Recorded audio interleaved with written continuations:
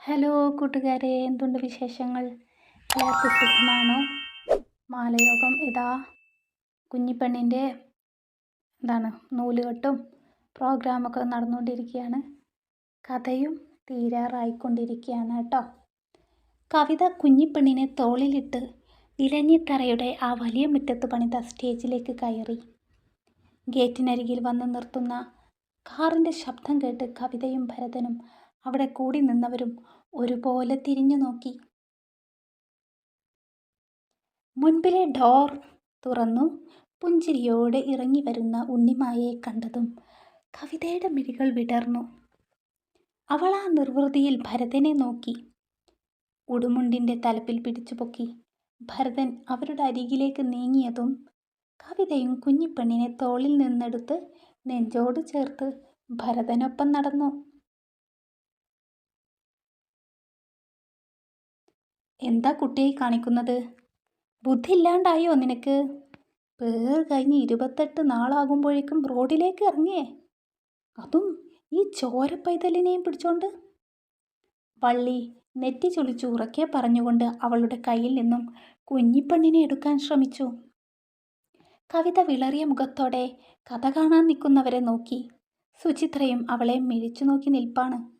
എല്ലാവരുടെയും ശ്രദ്ധ അവളിലും ഒട്ടേറെ മാറ്റത്തോടെ നിൽക്കുന്ന ഉണ്ണിമായയിലും മാറി മാറി തിരിഞ്ഞു. കുഞ്ഞിപ്പെണ്ണിനെ വിട്ടുകൊടുക്കാതെ കവിത അവരെ രൂക്ഷമായി നോക്കി ഗേറ്റിനരികിലേക്ക് പോയി. കാറിൻ്റെ പിറകിലെ ഡോർ തുറന്ന് കവറുകൾ എടുത്തു തിരിഞ്ഞവൾ കണ്ടത് കുഞ്ഞിനെ നെഞ്ചോട് ചേർത്ത് വെച്ച് അവളെ അതിശയത്തോടെ നോക്കുന്ന കവിതയെയായിരുന്നു. ഒരു നിമിഷം അവളുടെ കണ്ണിൽ ആലയിലിരുന്ന് ആയുധങ്ങൾ പഴുപ്പിച്ച് അതിൽ ആഞ്ഞടിക്കുന്ന ആ പാവാടക്കാരിയിലേക്ക് ഓടിപ്പോയി. അവിടെ നിന്നും എത്ര അവിശ്വസനീയമായ മാറ്റങ്ങളാണ് തൻ്റെ മുൻപിൽ നിൽക്കുന്നവളിൽ സംഭവിച്ചിരിക്കുന്നത്. വെളുത്തു തുടുത്തു ശരീരമൊക്കെ ദശ വെച്ചിട്ടുണ്ട്. മുഖം ചോര തൊട്ടെടുക്കാൻ പാകത്തിന് ചുവന്നിട്ടുണ്ട്. ആ വിടർന്ന സുന്ദരമായ മിഴികൾക്ക് മാത്രം മാറ്റമില്ല. വാ, ഇവിടെ നിൽക്കണ്ട. കുഞ്ഞിപ്പെണ്ണിനെ പിടിച്ചു നിൽക്കുന്ന കവിതയെ ചേർത്തു പിടിച്ചു ഉണ്ണിമായ പറഞ്ഞു. ഭരതനെ ചേർത്തു പിടിച്ചു വിഘ്നേശും അവർക്കൊപ്പം സ്റ്റേജിൻ്റെ അരികിലേക്ക് നടന്നു. വിക്കി, ചടങ്ങ് തുടങ്ങാറായി, കയറി വാ. കവിത കുഞ്ഞിനെ നെഞ്ചിൽ വെച്ചുകൊണ്ട് സ്റ്റേജിലേക്ക് കയറി പോകുന്നത് കണ്ട് ഭരതൻ വിഘ്നേഷിൻ്റെ കൈത്തണ്ടയിൽ സ്പർശിച്ചു. ആ വീടിൻ്റെയും സ്റ്റേജിൻ്റെയും അലങ്കാരപ്പണികൾ നോട്ടമൂന്നി വിഘ്നേഷ് അവനോടൊപ്പം കയറി. നാട്ടുകാരുടെയൊക്കെ അതിശയം പൂണ്ട നോട്ടം ഇപ്പോൾ കുഞ്ഞിപ്പെണ്ണിലല്ല. മുടി ഒരു ഭാഗത്തേക്ക് ചീകി ഒതുക്കി തിളങ്ങുന്ന കണ്ണുകളും കട്ടിമീശയും ഒക്കെയുള്ള തലയെടുപ്പോടെ യോഗ്യനായ ആ ചെറുപ്പക്കാരനിലാണ്. പൂജാരിയുടെ തൊട്ടരികിൽ കവിത കുഞ്ഞിപ്പെണ്ണിനെ മടിയിലിരുത്തി പതിഞ്ഞിരുന്നു. അവൾക്ക് പിറകിൽ ഉണ്ണിമായി നിന്നപ്പോൾ വിഘ്നേശും അവളെ ചേർന്ന് നിന്നു. ഭരതേട്ടാ, കവിത വലിയ കണ്ണുകൾ ഉയർത്തി തിരക്കിയതും ഭരതൻ ഉടുമുണ്ട് ഒതുക്കി അവൾക്കരികിൽ ചമ്രം പടിഞ്ഞിരുന്നു. മേഘന കൊടുത്ത ബോക്സിൽ നിന്നും മുത്തുകൾ തൂങ്ങിയാടുന്ന സ്വർണ്ണാരഞ്ഞാണം ഭരതൻ കവിതയുടെ മടിയിൽ കിടക്കുന്ന കുഞ്ഞിപ്പെണ്ണിൻ്റെ അരയിൽ കെട്ടിക്കൊടുത്തു. അതുവരെ ഗാഢനിദ്രയിലായിരുന്ന കൺമണി അച്ഛൻ്റെ സ്പർശനമേറ്റതും കൈകൾ രണ്ടും മേലേക്ക് ഉയർത്തി ഞെരിവിരി കൊണ്ട് ഉണരാനുള്ള തയ്യാറെടുപ്പായി. നനവൂർന്ന ആ കുഞ്ഞിച്ചുണ്ടിൽ നിന്നും ഉമിനീർ തുള്ളി പുറത്തേക്ക് വന്നു. വാത്സല്യമിഴികളോടെ ഉണ്ണിമായ ആ കാഴ്ചകൾ കണ്ടാസ്വദിച്ചു. അവളുടെ ഉള്ളം ഒരു കുഞ്ഞിനായി മോഹിച്ചു. അറിയാതെ പോലും തനിക്കരികിൽ നിൽക്കുന്നവൻ്റെ ഭാവം ശ്രദ്ധിക്കാൻ ഉണ്ണിമായ്ക്ക് ഭയം തോന്നി. ഇനി അടുത്തത് പേരിടൽ ചടങ്ങാണ്. പേര് കണ്ടുവച്ചിട്ടുണ്ടോടി? അല്പം കുനിഞ്ഞു ഉണ്ണിമായ തിരക്കി. ഞാനല്ല, ഈ ഭരതേട്ടൻ, ചുണ്ടൊന്നു കൂർപ്പിച്ചവൾ. ആത്മഹർഷത്താൽ തിളങ്ങുന്ന അച്ഛൻ്റെ മുഖത്തോട് ആ കുഞ്ഞിക്കവൾ ചേർത്തു. ഭവ്യ ഭരത്. കുഞ്ഞിക്കാതോരം അവൻ മാധുരിയിൽ മൊഴിഞ്ഞു. പേര് കേട്ടപ്പോഴാണ് കവിതയുടെ മുഖത്തെ കുശുമ്പിൻ്റെ ഹേതു ഉണ്ണിമായക്ക് പിടികിട്ടിയത്. അവളുടെ പേരുമായിട്ട് ചേർച്ചയില്ല. എടി, ആൺകൊച്ചുണ്ടാകുമ്പോൾ നിന്റെ പേരുമായി സാമ്യതയുള്ള പേര് വെക്കും. ചിന്തിച്ചു തീർന്നതും ഭരതൻ അവളുടെ മൂക്ക് വലിച്ചു പറയുന്നത് കേട്ടതും ഉണ്ണിമായക്ക് ശങ്ക പൂർണ്ണമായി. സ്വാദിഷ്ടമായ സദ്യ കഴിച്ചു എല്ലാവരും മടങ്ങി. പോകാൻ നേരം സീനത്തും രമണിയും അവളെ പൊതിഞ്ഞു പിടിച്ചു. വിശേഷങ്ങൾ തിരക്കി. ഇനി തിരിച്ചു കിട്ടാത്ത ആ കാലത്തിലേക്ക് അവൾ സഞ്ചരിച്ചു. ഉണ്ണിമായ ഭവ്യമോളെ മടിയിൽ വെച്ച് കവിതയുടെ മുറിയിലിരുന്നു.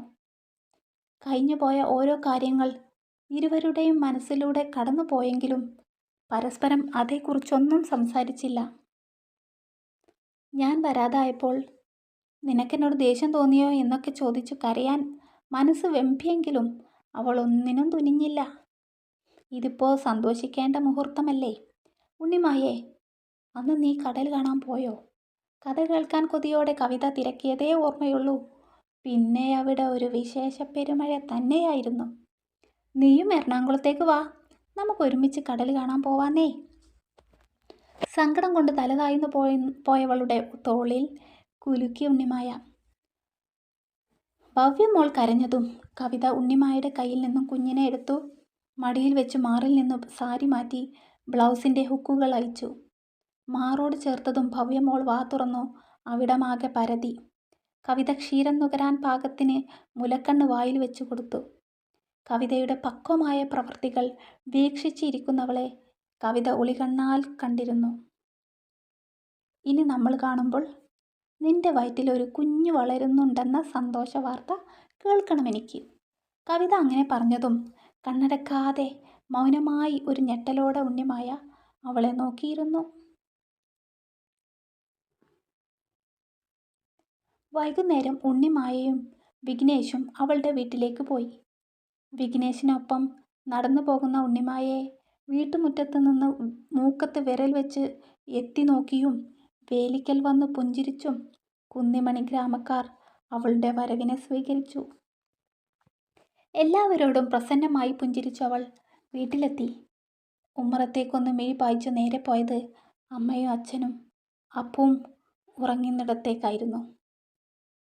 ഉണ്ണിമായയുടെ പ്രതികരണം പൊട്ടിക്കരച്ചിലിൽ കലാശിക്കുമെന്ന് ഉറപ്പുള്ളതുകൊണ്ട് തന്നെ ഒരു മുൻകരുതലായി വിഘ്നേശ് അവളെ ചേർത്ത് പിടിച്ചു നിന്നു. മിഴികൾ പൂട്ടി പ്രാർത്ഥിക്കുമ്പോൾ അവളുടെ മനം രക്തബന്ധങ്ങളോട് എന്ത് പറഞ്ഞു പ്രാർത്ഥിക്കുമെന്ന ശങ്കയിൽ ആണ്ടുപോയി. ഉണ്ണിമായയുടെ വീട്ടിൽ വാടകയ്ക്ക് താമസിക്കുന്നവരിൽ പ്രായമുള്ളൊരമ്മ ഉമ്മറത്തിണ്ണയിൽ വന്നു നിന്നു. മുഖം പൊത്തി കരയുന്നവളെയും അവളെ ആശ്വസിപ്പിച്ചു നെഞ്ചോട് ചേർക്കുന്നവനെയും ചെറുപുഞ്ചിരിയോടെ നോക്കി. അവർക്ക് ആ കാഴ്ചയിൽ തന്നെ ആ നിൽക്കുന്നവളെ മനസ്സിലായിരുന്നു. അവരാ വീട് ഭംഗിയായി പരിപാലിച്ചിട്ടുണ്ട്. മുറ്റത്തിൻ്റെ ഓരത്ത് ചെടികൾ നട്ടുപിടിപ്പിച്ചിട്ടുണ്ട്. ആ വീട്ടിലുള്ളവരെല്ലാം വീട്ടുടമസ്ഥയെ കാണാൻ ഉമ്മറത്ത് നിരന്നു നിന്നു. ആ കൂട്ടത്തിൽ നിൽക്കുന്ന മുത്തശ്ശിയെ കണ്ടപ്പോൾ അവൾക്ക് കാർത്തുമുത്തശ്ശിയെ ഓർമ്മ വന്നു. മോണ കാട്ടി സദാ പുഞ്ചിരിച്ചു അവളെ നെറുകയിൽ തലോടി ഉറക്കുന്ന മുത്തശ്ശിയെ കാണാൻ അവളുടെ മനസ്സ് കൊതിച്ചു. എനിക്കെൻ്റെ മുത്തശ്ശിയെ കാണണം. വിക്കിയേട്ടൻ ഇവിടെ നിന്നോ, ഞാൻ പോയി മുത്തശ്ശിയെ കണ്ടിട്ട് വരാം. ഉണ്ണിമായ അവളുടെ വീട്ടിൽ നിന്നിറങ്ങി നടക്കുന്നതിനിടെ പറഞ്ഞു. അതെന്താടോ, തൻ്റെ മുത്തശ്ശിയെ ഞാൻ കണ്ടാൽ വല്ല കുഴപ്പവുമുണ്ടോ? പാൻറ്റിൻ്റെ പോക്കറ്റിൽ കൈയിട്ട് അവനൊന്ന് നിവർന്നു നിന്നു. അപ്പച്ചിക്ക് ചിലപ്പോൾ വന്നത് ഇഷ്ടപ്പെടില്ല. വല്ലതൊക്കെ പറഞ്ഞാൽ വിക്കിയേട്ടൻ അത് സങ്കടമാകും. ഉണ്ണിമായുടെ മിഴികൾ നിറഞ്ഞു. തൻ്റെ അപ്പച്ചിയല്ലേ, പറഞ്ഞാൽ തിരിച്ചും പറയണം. ഉണ്ണിമായ വാ. അവൾ പറഞ്ഞു കൊടുത്ത ആ നാട്ടുവഴിയെ ഇരുവരും നടന്നു. പൊട്ടിപ്പൊളിഞ്ഞ പടവുകൾ കയറി ആ ചെരുവിലെ വീട്ടിലെത്തി. അയയിൽ തുണിയിടുന്ന അപ്പച്ചി പിറകിലൊരു കാൽപ്പെരുമാറ്റം കേട്ട് തിരിഞ്ഞു നോക്കി. ഉണ്ണിമായെ അവരുടെ മിഴികളിൽ തിളങ്ങി. വില കൂടിയ പട്ടുസാരിയും കാതിലും കഴുത്തിലും പുതിയ ഫാഷനുള്ള സ്വർണ്ണാഭരണങ്ങളും ധരിച്ചു നിൽക്കുന്നവളെ കണ്ട് അവർ അറിയാതെ ഉമ്മനീരിറക്കി. അപ്പച്ചി, അവൾ വിതുമ്പലോടെ വിളിച്ചു. ഉണ്ണിമായെ, നീ വലിയ പണക്കാരിയായപ്പോൾ ഈ അപ്പച്ചിയെ മറന്നല്ലേ? നിമിഷ നേരം കൊണ്ട് കണ്ണിൽ വെള്ളം നിറച്ച് അവർ ഉണ്ണിമായയുടെ ഇരുകരങ്ങൾ കവർന്നു. മുത്തശ്ശി എവിടെ? അകത്തുണ്ട്. ഉണ്ണിമായയുടെ തൊട്ടരികിൽ ചിരി ഒതുക്കി പിടിച്ച് നിൽക്കുന്നവനിൽ അവരുടെ നോട്ടമെത്തി. അവൻ്റെ ആഡംബരവും പരിഷ്കാര വസ്ത്രവും അവരുടെ കണ്ണിൽ കുരുങ്ങി. ഇങ്ങോട്ടിരുന്നോ മോനെ. പൊളിഞ്ഞു വീഴാറായ ആ വീടിൻ്റെ ഉമ്മറക്കോലായിൽ കയറിയിരിക്കാൻ തുനിഞ്ഞ വിഘ്നേശിന് അവർ കസേരയിട്ട് തോളിലിട്ട തോർത്തുകൊണ്ട് തുടച്ചു കൊടുത്തു. അമ്മായി അപ്പോഴും ആ പ്രൗഢിയുള്ളവനെ അളന്നെടുക്കുകയാണ്. മുത്തശ്ശി ഉള്ളിലേക്കുള്ള കട്ടിലപ്പടിക്കരികിൽ നിന്ന് ഉണ്ണിമായ തിരക്കി. മുറിയിൽ കിടക്കുകയാണ്, വരൂ. അവർ മുൻപേ നടന്നതും ഉണ്ണിമായും വിഘ്നേശും അവരെ അനുനയിച്ചു. പഴകിയ കോട്ടൺ പുതപ്പ് കൊണ്ട് മൂടി മിഴികൾ ചിമ്മിയുറങ്ങുന്ന കാർത്തുവിനെ കണ്ട് ഉണ്ണിമായയുടെ ഉള്ളിൽ ദുഃഖം പൊടിഞ്ഞു. മിഴികൾ അണപൊട്ടി ഒഴുകാൻ തുടങ്ങി. വിറക്കുന്ന കരങ്ങൾ നീട്ടി നരബാധിച്ച മുടിയിൽ തലോടി അവർ പതിയെ മിഴി തുറന്നു. ഉണ്ണിമായെ കണ്ടതും ആ കണ്ണിൽ നനവൂറി, അധരങ്ങൾ പിടഞ്ഞു. ഭാമിനി ആ കരങ്ങളിൽ പതിയെ പിടിച്ചു. അവർ എഴുന്നേറ്റു. ഞാൻ ഉണ്ണിമായയാ മുത്തശ്ശി. അവൾ ആ കട്ടിലിൽ അവരെ കെട്ടിപ്പിടിച്ചിരുന്നു. ഉണ്ണിമായയോ? വാർദ്ധക്യം കൊണ്ട് ചുക്കിച്ചുളിഞ്ഞ കരങ്ങൾ അവളെ തലോടി. ഇത് നിന്റെ ഭർത്താവാണോ? ആ കുടുസുമുറിയുടെ വാതിൽക്കൽ തന്നെ നിന്നവനെ ഒരു കൈ കണ്ണിന് മുകളിൽ വെച്ചുകൊണ്ട് കാർത്തു ശ്രദ്ധിച്ചു നോക്കി. അതേ മുത്തശ്ശി, ഞാനാണ് ഉണ്ണിമായുടെ ഭർത്താവ്, വിഘ്നേഷ് പുഞ്ചിരിയോടെ പറഞ്ഞുകൊണ്ട് മുത്തശ്ശിക്കരികിലിരുന്നു. കുറേ നേരം കാർത്തുവിൻ്റെ വിശേഷങ്ങൾ ശ്രവിച്ചു രണ്ടാളും അവർക്കിരുവശം ഇരുന്നു. പോകാൻ നേരം കുറച്ചു പണം വിഘ്നേഷ് കാർത്തുവിന് കൊടുക്കാൻ ഉണ്ണിമായയെ ഏൽപ്പിച്ചു. അവൾ ആ വിറക്കുന്ന കരങ്ങളിൽ കൊടുത്തതും കാർത്തു ആനന്ദത്തോടെ തലയാട്ടി എന്നും ചെയ്യാറുള്ള പോലെ ബ്ലൗസിൻ്റെ ഉള്ളിൽ തിരുകി കയറ്റി. ഉണ്ണിമായ കൊണ്ടുവന്ന സ്വർണ്ണ പാദസരവും കുഞ്ഞുടുപ്പുകളും കണ്ടിരിക്കുകയാണ് മേഘന. കുറുമ്പ് കാട്ടി കേദാറും അരികിലുണ്ട്. കുഞ്ഞിപ്പെങ്ങളെ കണ്ട് അവന് കൊതി തീരുന്നില്ല. അവർ വന്നെന്ന് തോന്നുന്നു ഏട്ടത്തി. ഭവ്യമോളെ തൊട്ടിലിൽ കിടത്തുന്നതിനിടെ കവിത പറഞ്ഞു. മേഘന ഉണ്ടാക്കിയ പലഹാരങ്ങൾ ടേബിളിൽ നിരത്തി വെച്ചു. ഉണ്ണിയപ്പത്തിൻ്റെ പാത്രം കവിത ഉണ്ണിമായക്കരികിൽ വെച്ചു. അത് കണ്ട് വിഘ്നേഷിൻ്റെ ചുണ്ടിൽ ചിരിയൂറി. അല്ല, അതവൾക്ക് വലിയ ഇഷ്ടമാ. വിഘ്നേഷിൻ്റെ മുഖഭാവം പിടികിട്ടിയതും കവിത ചിരിയോടെ പറഞ്ഞു. അതെന്താണെന്നറിയോ? അവളുടെ പേരിൽ തുടങ്ങുന്ന പലഹാരമായോണ്ടാ. വിഘ്നേഷ് അവളെ നോക്കി കണ്ണിറുക്കി. വിക്കിയൊരു രസികനാണല്ലോ. ഭരതൻ അവനൊപ്പം ചേർന്നു. ആ, ഇതുപോലെ നിലവാരം കുറഞ്ഞ തമാശകൾ ഇടയ്ക്ക് പറയും. ഉണ്ണിമായയും വിട്ടുകൊടുത്തില്ല. പഴയ ഉണ്ണിമായയേക്കാൾ സ്ട്രോങ് ആണവൾ. അന്ന് രാത്രി അവിടെ ഉറങ്ങാൻ ഇലഞ്ഞിത്തറയിലുള്ളവർ ഏറെ നിർബന്ധിച്ചെങ്കിലും രണ്ടുപേർക്കും ഒരു ദീർഘയാത്രയുണ്ടെന്നും പറഞ്ഞ് വിഘ്നേഷ് അവിടെ നിന്ന് ഇറങ്ങി. ഭരതൻ ഭവ്യമോളുടെ കവിളിൽ നുള്ളി കവിതയുടെ അരക്കെട്ടിലും ഒരു പിച്ചു കൊടുത്തു. വള്ളിയെ പറഞ്ഞു വിട്ടത്തിലുള്ള സന്തോഷമാണത്.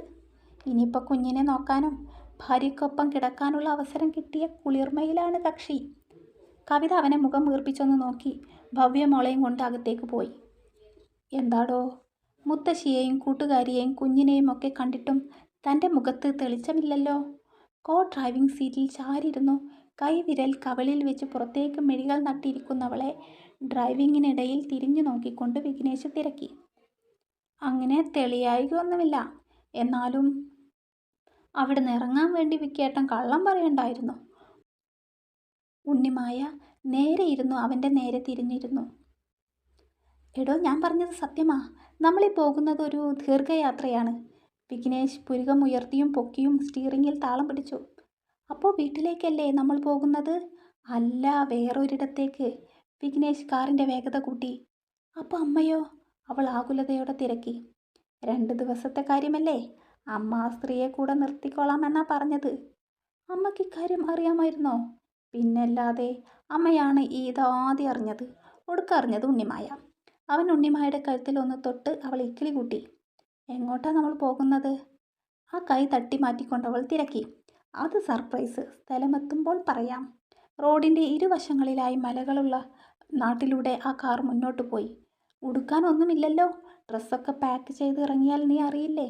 വാ, കടകൾ അടക്കും മുമ്പേ ഡ്രസ്സ് എടുക്കാം. ചെറിയൊരു കടയിൽ കയറി 2 ജോഡി ഡ്രസ്സുകൾ എടുത്തു അവരിറങ്ങി. മറ്റൊരു ചെറിയ കടയിൽ കയറി വിഘ്നേഷ് സ്വെറ്ററും ഷോളുകളൊക്കെ വാങ്ങി. എല്ലാം ഡിക്കിയിൽ ഒതുക്കി വെച്ച് വീണ്ടും യാത്ര തുടർന്നു. പുറത്തുനിന്ന് തലോടി മടങ്ങുന്ന അതിശൈത്യക്കാറ്റിൽ ഉണ്ണിമായ വിറങ്ങലിച്ചു പോയി.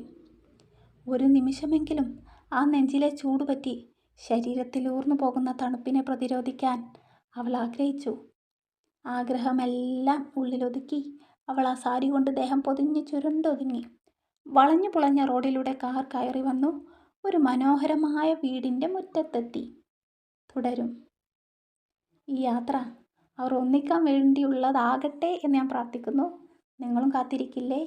അപ്പോൾ അടുത്ത പാർട്ടുമായിട്ട് വരാം കേട്ടോ. Thank you.